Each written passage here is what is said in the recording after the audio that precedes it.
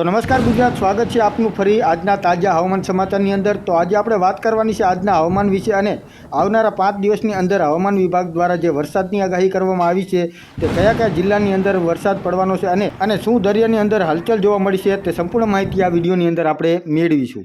તો મિત્રો આગળ વાત કરવામાં આવે તો બંગાળની ખાડીમાં એક સિસ્ટમ બની છે જ્યાં વેલમાર્ક લો પ્રેશર સિસ્ટમ છે જેની મૂવમેન્ટ પશ્ચિમ ઉત્તર પશ્ચિમ દિશામાં રહે છે અને વધુ મજબૂત બનવાની સંભાવના છે। રાજ્યમાં ફરી એક વખત વરસાદી માહોલ જોવા મળી શકે છે। હવામાન વિભાગની આજથી 7 દિવસ સુધીની આગાહીમાં દક્ષિણ ગુજરાત અને સૌરાષ્ટ્રના કેટલાક જિલ્લાઓમાં ગાજવીજ સાથે મધ્યમ વરસાદની આગાહી કરવામાં આવી છે। આ સાથે 7 દિવસના હવામાન મેપ જોતા જોવા મળી રહ્યું છે કે દિવસે ને દિવસે વધુ જિલ્લામાં વરસાદની આગાહી કરવામાં આવી છે, જ્યાં 25 થી 27 તારીખમાં 11 થી વધુ જિલ્લાઓમાં વરસાદની આગાહી છે।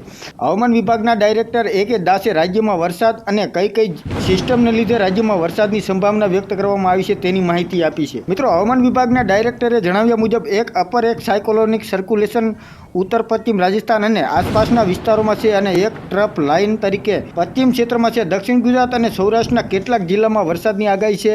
દક્ષિણ ગુજરાત અને સૌરાષ્ટ્રના કેટલાક જિલ્લાઓમાં વરસાદની આગાહીનું કારણ જાણવા મળ્યું છે, જેમાં બંગાળની ખાડીમાં એક સિસ્ટમ બની છે જે આ વેલમાર્ક લો પ્રેશર સિસ્ટમ છે જેની મૂવમેન્ટ પશ્ચિમ ઉત્તર પશ્ચિમ દિશામાં રહેશે અને વધુ મજબૂત બનવાની સંભાવના છે। આ સિસ્ટમને કારણે 22, 23, 24, 25 અને 26 ને 27 તારીખ સુધી વરસાદની આગાહી હવામાન વિભાગ દ્વારા કરવામાં આવી છે। તો આ તારીખોમાં કયા કયા જિલ્લાની અંદર વરસાદ પડશે તેની વાત કરીએ તો 22 ઓક્ટોબરે તાપી, ડાંગ, નવસારી, વલસાડ, દમણ અને દાદરનગર હવેલીમાં ગાજવીજ સાથે વરસાદની આગાહી કરવામાં આવી છે।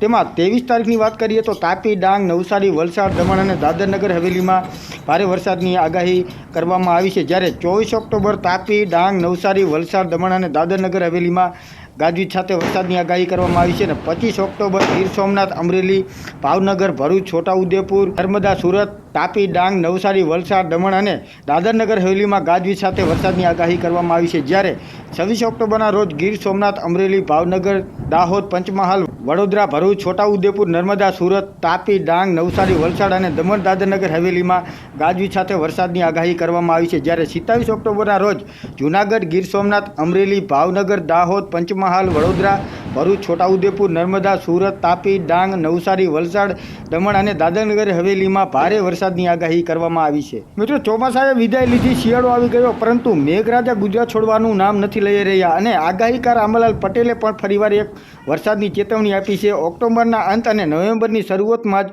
ગુજરાત ફરી ભીજવશે અને શિયાળામાં વરસાદ એટલે આંબાલાલના મતે આ ખતરાની ઘંટી છે અને ખેડૂતોને સાવચેત રહેવા પણ ચેતવણી આપવામાં આવી છે। આંબાલાલ પટેલની આગાહી મુજબ સૌરાષ્ટ્રમાં ભારે વરસાદની સંભાવના છે, જેમાં દક્ષિણ ગુજરાત અને મધ્ય ગુજરાતમાં સામાન્યથી મધ્યમ વરસાદ, જ્યારે ઉત્તર ગુજરાતમાં પણ વરસાદના છાંટા પડશે, એટલે કે ગાંધીનગરથી લઈને કચ્છ સુધી એટલે કે કોઈ વિસ્તાર કોરો રહેવાનો નથી।